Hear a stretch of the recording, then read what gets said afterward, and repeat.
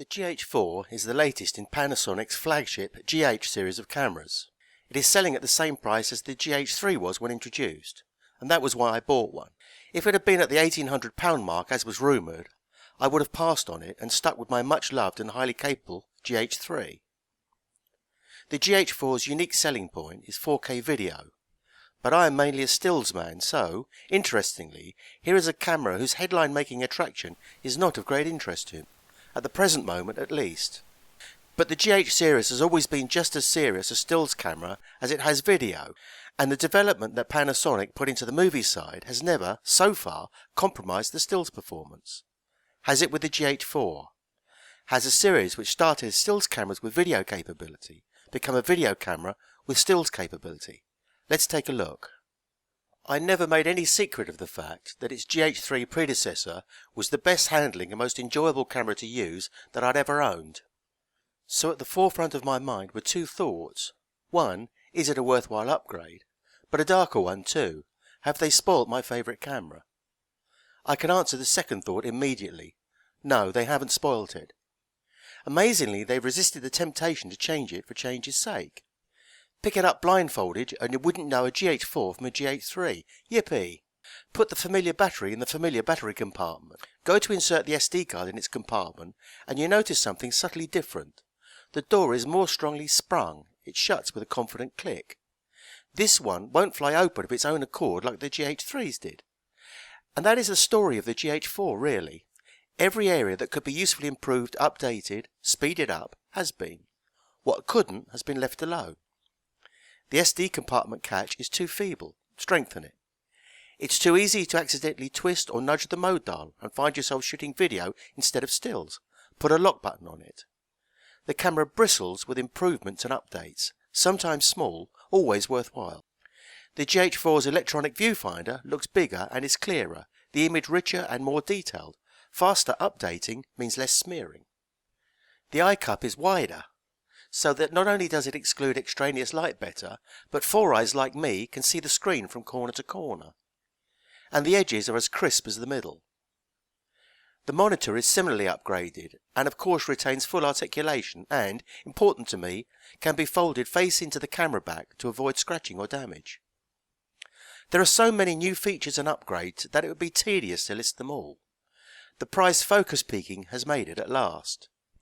There is a faster, full-quality burst sequence without individual focus at 12 frames per second, and, more usefully, a continuous focus burst speed of more than 7 frames per second, and a top shutter speed of 1/8000th, handy in bright light if you want shallow depth of field. When the GX7 came out a year or more after the GH3, in some respects, like incorporating focus peaking and the 1/8000th top shutter speed, it surpassed the top-of-the-line GH3. What Panasonic have done with the GH4 is made it the real flagship again. It has everything the GX7 and GH3 have, and improved and added to it where possible. The sensor size and 16 megapixel resolution remain the same, but there are minor image quality improvements. I have a feeling that I'm making the GH4 sound a bit of a yawn. Isn't there anything as radical for stills as 4K is for the videographer? Nothing is radical, no. But for me, just as exciting is DFD, depth from defocus. It only, for the moment, works with Panasonic lenses, but there's no reason it cannot work in the future with Olympus lenses too. It's a brute force approach. Take a lens and analyse the characteristics of out-of-focus images throughout its range. Store them in a database in the camera. When the camera focus point is on a subject, consult the database. Does this focus point have the characteristics of something in front of correct focus or behind? Behind, rack the focus forward until the database cannot tell, and then bring in the usual contrast AF to finally nail it. Panasonic say it reduces the focus time from 0.09 seconds to 0.07 seconds. If I could differentiate to 1/50th of a second, I'd be driving Grand Prix cars for a living. The sensed effect is of more confident focusing. The brute force approach is only possible for the same reason that 4K is possible, heavy-duty processing power. The video guy's requirements feed into stills, or vice versa. Only Panasonic knows which came first. One thing I would have liked was in-body stabilisation of the GX7 for using lenses without stabilisation, but it isn't on here. The readout speed of the electronic shutter has been doubled, which means less jello effect, and it will also work with ISOs up to 3200 instead of 1600. I use the electronic shutter for most things now, except fast moving stuff and flash, with which it doesn't function. Scene mode is missing from the mode dial, but is now applied automatically in iAuto mode. That's a sane decision. Scene mode was always a bit naff on a camera with professional ambitions. Oh, and flash sync speed has been upped from 1/60th to 1/250th, useful for sunlight fill-in flash. Talking of sunlight, if you enable extended ISO, it now goes down to 100 ISO and up to 25,600. Oh, and you can customise the autofocus area and... Hold on, I sound like a talking specification list. What's the camera like to use?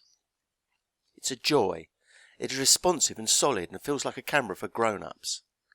Here is the single shot focusing in action with the 35-100 2.8 zoom. These shots here are of two youngsters playing chase around a statue base. I shot 36 frames with continuous autofocus on as they went clockwise, anti-clockwise and changed direction, appearing at random from behind and running around the stone. 5 are off focus, 1 because I aim badly. That's a good hit rate. Make no mistake, it's a definite improvement over the GH3. When I compare the single focusing of the GH3 and GH4 with the 2.8 zooms or the 14-140 zoom, just hosing the camera around and locking on, the GH3 goes beep, beep, beep, beep, etc. But the GH is more urgent like this, beep, beep, beep, beep. For my highly scientific image quality test, I shot a china jug at 3200 ISO on GH3, GX7 and GH4. Magnified to 200%, all look very similar to me. Any image quality improvements will be seen under lab testing conditions. They just aren't apparent in day-to-day use. Micro Four Thirds image quality has reached a plateau for the moment, a very acceptable one. I like the new face detection focusing mode, which tracks the eye nearest the camera. The faster readout of the electronic shutter cuts the jello effect, and I've actually set it as the default now on my custom modes. The focus peaking is useful, as are zebra stripes, for showing up saturated highlight areas. What next? How about leopard spots for black levels? The centre marker is one of those things you find uses for when it's available. I like it for aligning shots taken at different times. I can't avoid talking about the video. 4K takes more processing power than my computer has, and few people have any means of displaying it. But it can pay dividends in noise, colour control and image stabilisation at the expert editing level, and of course it future-proofs the camera. I mainly use 1080p for video, and there is a bewildering array of quality levels and formats. Obviously, I can't illustrate them on YouTube, but this shot in a storm, viewed at the original 100 megabits per second, 50p, LPCM, MP4 setting, I know, is stunning on a big screen.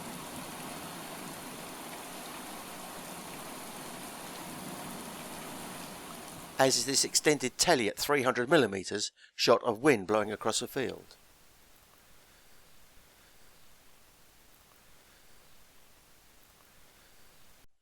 And the slow motion will see a lot of use in my hands too.